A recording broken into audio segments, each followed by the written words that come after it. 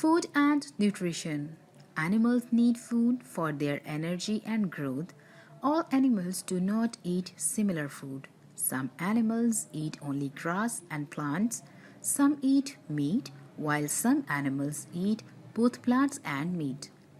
Herbivores.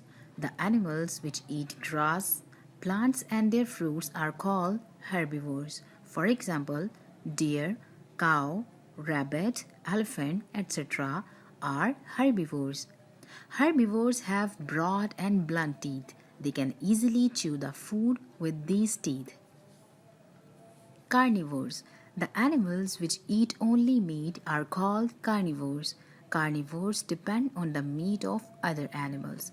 They have long, sharp, and pointed teeth. For example, lion, tiger, wolf, etc.